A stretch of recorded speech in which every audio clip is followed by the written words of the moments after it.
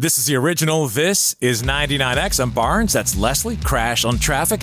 Want to talk Waymo in just a minute? I'm looking for, if anyone, I'm sure there are a lot more now, have experienced Waymo. Would love to talk to you. 470-741-4999. Want to talk about Mutation Brewing, our friends in Sandy Springs. If you've never been, make sure when you go, you hang out with us. Sometimes we're there for Resurrection Sunday on Sundays, but make sure you ask for the locally brewed Pilsner IPA, the 99 Experiment, our very own beer, the award-winning 99 Experiment. You can find out more at mutationbrew.com or inside the 99X Freeloader app.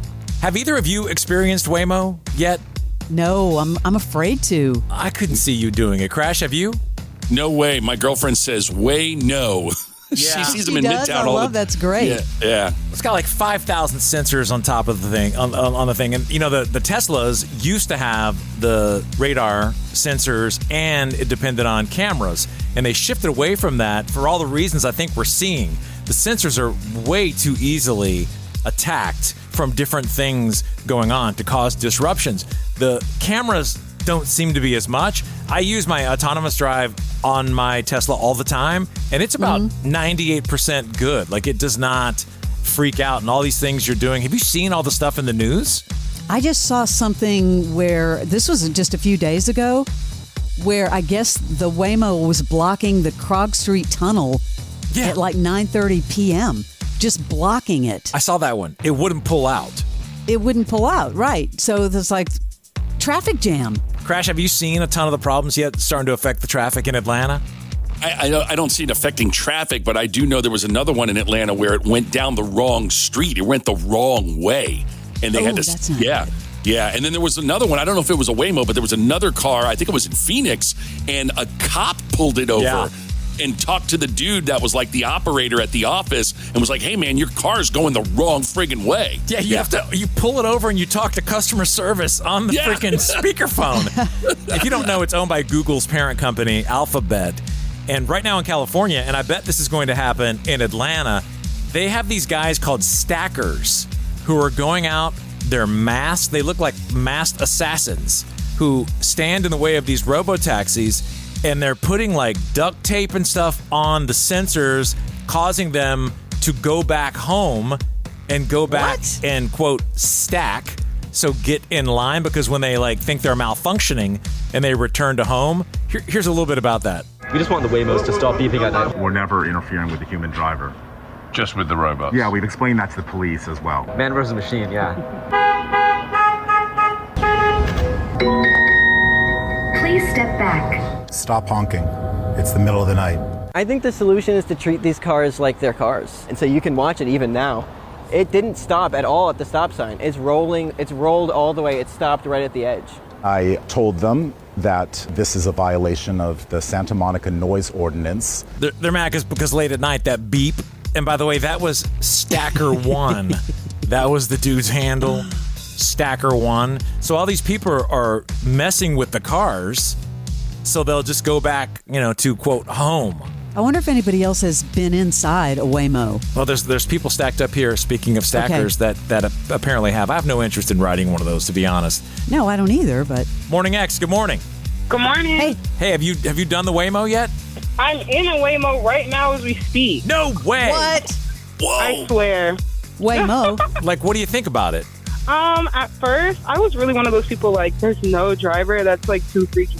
But I actually like it. I don't have any complaints, honestly.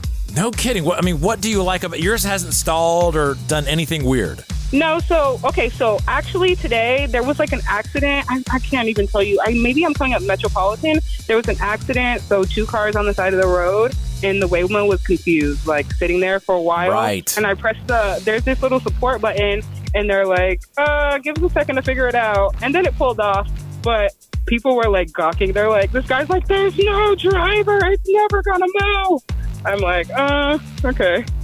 I'm so surprised. And Elon Musk is claiming that the robotaxis are going to be full on within like a year and a half. They're going to be all over the roads. And that's using cameras instead of radar. So this is the thing. Honestly, I feel like once people get over that first ride, I think they'll like it. I kind of feel I feel really comfortable, like just me, no driver. It feels comfortable in here. I could just do whatever, within limits, but. That does pose the question, why this instead of an Uber or Lyft?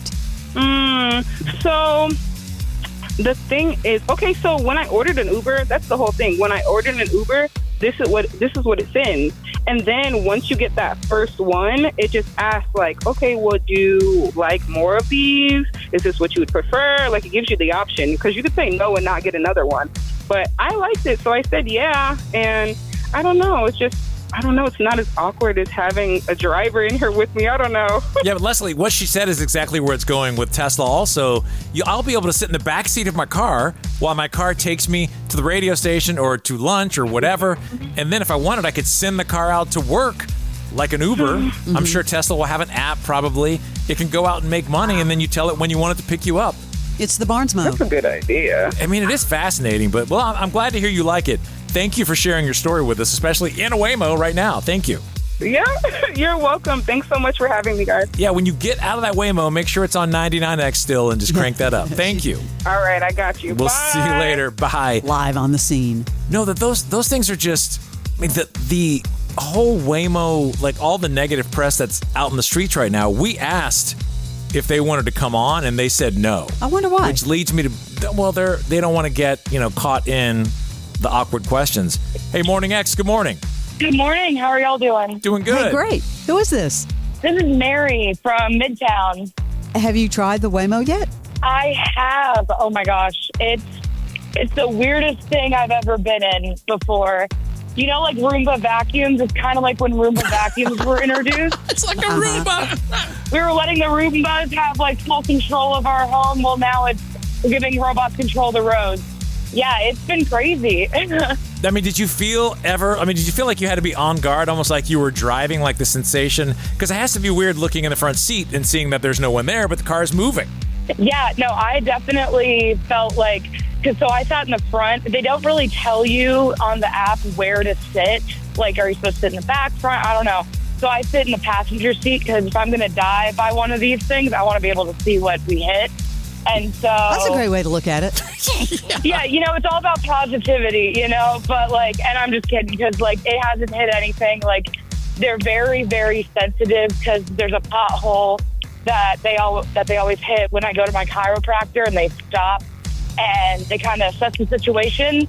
They think that a tire's out or something, but it's a little pothole. So, well, at least you're on the way to the chiropractor, so you can adjust your problem getting there in your car. Hey, there you go. But you know what? Speaking of adjusting, the one thing I don't like, you can't change the address or your destination once you are assigned a Waymo, which is a little frustrating.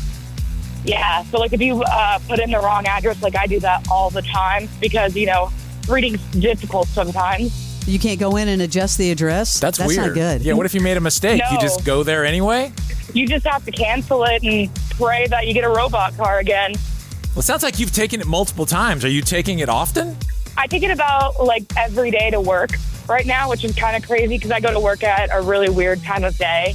And so I think that's why they keep giving me a Waymo, and also I work in the city. And so I think that's also kind of helpful because I'm not going very far. It's about a 10-minute drive. So it's really not that bad. Hey, I'm just curious, the price difference between Waymo and, an Uber Lyft. It's exactly the same, which is crazy. Because I paid $7 for one this morning, which is pretty awesome. Well, but no tip. You don't tip the car. I mean, what are you gonna do? Hey, nice, thanks, car. Yeah, exactly. No, just hit the lock door button. That's the tip. You lock the door. No one can get in. Man, that is so trippy. Well, thanks for sharing your experience with them. You. Of course, y'all. I hope you have a good rest of your day. Thank you. We'll see you later. The robots are taking over. This is the original. This is 99X.